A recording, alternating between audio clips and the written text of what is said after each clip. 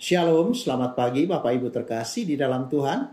Kita bertemu lagi dalam kanal YouTube HKBP Limo untuk edisi renungan pagi tanggal 11 Juni 2025. Sebelumnya mari kita berdoa. Puji dan syukur kami sembah Engkau Allah Bapa di sorga, Tuhan kami Yesus Kristus, yang memberikan waktu buat kami istirahat di dalam pembaringan kami, hingga boleh kami bangun di pagi hari ini dalam keadaan baik. Kami puji Engkau Tuhan karena kemurahan-Mu. Sebelum kami melakukan aktivitas kami, kegiatan kami sehari-hari, kami mau mendengarkan firman-Mu menjadi renungan kami, sehingga kami akan dituntun, dikuatkan, diteguhkan oleh kuasa pengasihan Tuhan, dan kami memahami firman Tuhan. Terima kasih Bapa, Kaulah yang menguatkan kami, sehingga kami memahaminya dalam kasih sayang. Ampuni dosa kami dalam Yesus Kristus. Amin.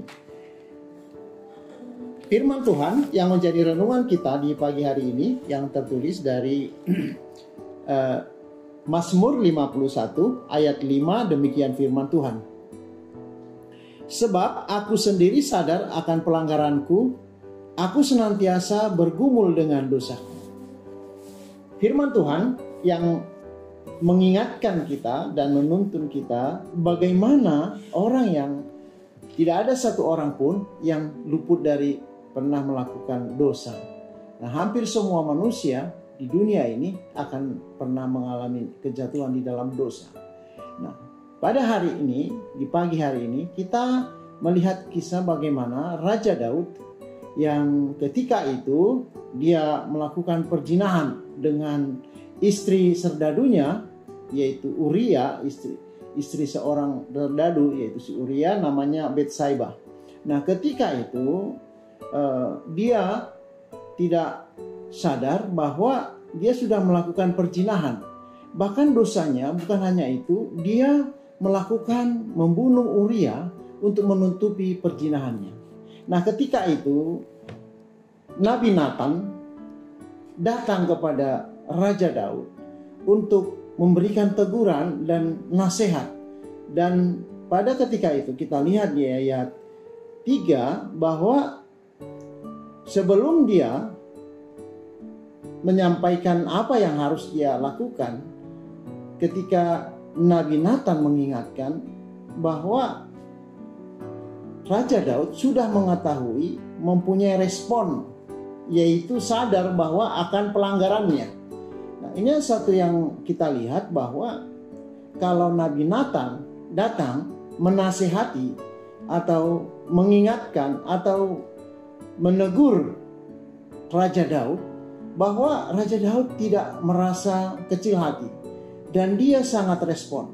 Nah, respon inilah yang kita lihat di ayat 5, sebab aku sendiri sadar akan pelanggaranku, aku senantiasa bergumul dengan dosaku.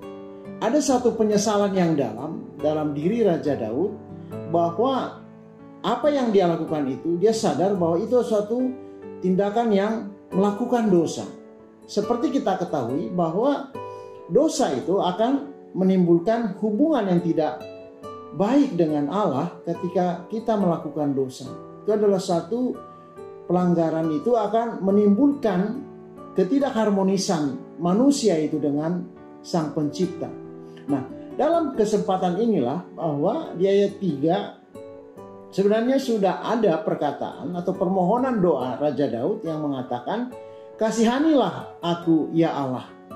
Dan di ayat berikutnya, hapuskanlah pelanggaranku, bersihkanlah aku dari seluruh kesalahanku. Dan yang paling di ayat 4b, tahirkanlah aku dari dosa. Artinya bahwa kasihanilah aku, bahwa Raja Daud sendiri memohon pengampunan kepada Allah, mohon belas kasih Tuhan untuk mengampuni segala dosanya. Sehingga hanya Tuhanlah yang mampu menghapus dosa Raja Daud. Dan dikatakan tadi, hapuskanlah pelanggaranku, bahwa dia menyadari kalau dia sudah melakukan dosa pelanggaran dalam kasih Tuhan yang Tuhan berikan selama ini, dia memahami bahwa hanya Tuhanlah yang mampu membersihkan seluruh dari dosa atau kesalahannya si Raja Daud. Dan yang ketiga, kita mengetahui bahwa dikatakan tadi ayat 4b, tahirkanlah aku dari dosaku. Artinya apa? Bahwa Allah sendirilah yang hanya bisa memberikan pemurnian orang yang berdosa. Bapak Ibu yang terkasih di dalam Tuhan, bahwa kita sendiri, manusia ini sering jatuh ke dalam dosa. Adakah kita menyadari bahwa yang kita lakukan itu adalah tidak baik di hadapan Tuhan? Dan itu akan membuat hubungan kita dengan Tuhan tidak harmoni. Dan apa yang kita doakan itu selalu menjadi batu sandungan. Oleh karena kita tidak mau menyadari bahwa dosa itu akan membuat kita menjadi pintu semakin banyak kesempatan melakukan dosa. Nah, itu yang pertama. Bahwa yang kedua, kalau kita tetap memahami bahwa tidak perlu datang kepada Tuhan, itu adalah suatu kekurangan yang sangat keliru. Dan kita tidak tahu bahwa Tuhan sendirilah yang mampu mengampuni dosa setiap orang. Itulah makanya Tuhan kita Yesus Kristus datang ke dunia ini untuk menyelamatkan orang yang jatuh ke dalam dosa, karena sebelumnya Adam dan Hawa sudah jatuh ke dalam dosa. Oleh karena kedatangan Yesus Kristus ke dunia ini dan memberikan kita bahwa kita diangkat dari lumpur dosa. Itulah yang dikatakan bahwa iman percaya kepada Kristus itulah menjadi kunci kita untuk manusia itu yang jatuh ke dalam dosa itu bisa diampuni. Bapak Ibu yang terkasih di dalam Tuhan, oleh karena itu jangan sampai kita merasa terpuruk dan kita tidak merasa diberi kuasa oleh Tuhan untuk bangkit dari keterpurukan kita karena kejatuhan kita ke dalam dosa.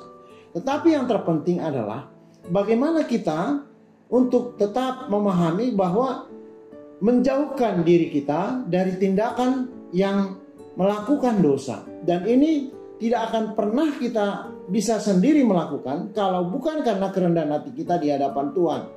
Kalau hanya dengan diri kita sendiri tidak akan pernah bisa menghapus dosa kita. Kita hanya mengingat bagaimana Kristus telah mati dan bangkit dan Dia menyelamatkan kita sebagai umatnya. Kita adalah umat Tuhan yang dikasihi. Oleh karena itu kita hanya berdasarkan iman percaya kepada Kristus. Oleh karena itulah kita diberi kasih karunia. Kita dilayakkan menjadi kuasa untuk menghindari segala perbuatan dosa. Oleh karena itu, Bapak Ibu terkasih, mari kita tetap berlomba-lomba melakukan yang terbaik. Mari kita bekerja di dalam kebenaran. Biarkanlah kuasa Roh Kudus itu bekerja di dalam hati kita untuk mengendalikan hidup kita supaya kita tetap kuat. Karena dosa itu senantiasa datang kapan saja, di mana saja. Karena kita tidak sadar bahwa kita akan diarahkan kepada kejatuhan. Tapi yakinlah kalau kita tetap bergumul dan kita tetap setia di dalam Kristus, Yesus Kristus, maka kita akan mampu menghadapi segala perbuatan-perbuatan yang bertentangan dengan hukum Tuhan, yaitu yang akan membuat kita jatuh ke dalam dosa. Oleh karena itu, di pagi hari ini, mari kita tetap tekun, rendah hati, dan tetap berdoa belas kasihan Tuhan untuk kita diberi kekuatan untuk tetap setia di jalan kebenaran Tuhan. Amin. Kita berdoa. Allah Bapa di sorga, Tuhan kami Yesus Kristus, kami bersyukur karena kami diingatkan oleh firman-Mu untuk kami sebagai manusia yang lemah untuk sadar melakukan sebuah perbuatan kami yang tidak benar di hadapan Tuhan. Kami mau menyadari itu Tuhan. Dan kami datang hanya kepada Tuhan kami Yesus Kristus memohon pertolongan, memohon pengampunan dan mentahirkan setiap dosa kami. Tuhan, kami juga yakin dan percaya hanya karena iman kepadamu lah Tuhan kami Yesus Kristus yang memberikan kasih karunia dan memampukan kami menghadapi hidup yang benar. Oleh karena itu Tuhan, kami mohon kepadamu di pagi hari ini, kiranya Tuhanlah yang menguatkan kami setiap aktivitas kami, memulai kegiatan kami sehari-hari, baik bekerja, baik beraktivitas lainnya. Tuhan sertai dan kuatkan kami. Kami juga berdoa buat seluruh keluarga kami, anak-anak kami. Tuhan, berikanlah kekuatan buat mereka tetap di dalam lindungan kasih sayang-Mu. dan jagailah mereka supaya tidak terjatuh ke dalam dosa. Kami juga berdoa buat saudara-saudari kami mungkin yang sedang bergumul dalam penyakit atau dalam setiap penyembuhan penyakit. Tuhan, Engkaulah yang menyempurnakan. Bapa yang baik, kami tetap serahkan hidup kami di dalam pagi hari ini untuk tetap kami memulai aktivitas kami. Berkatilah kami kiranya dalam kasih sayang. Terima kasih Bapa, hanya kepadamu lah kami mohon pengampunan setiap dosa. Engkaulah yang berkati kami. Terima kasih dalam Yesus Kristus Tuhan kami. Amin. Shalom, selamat beraktivitas. Tuhan berkati.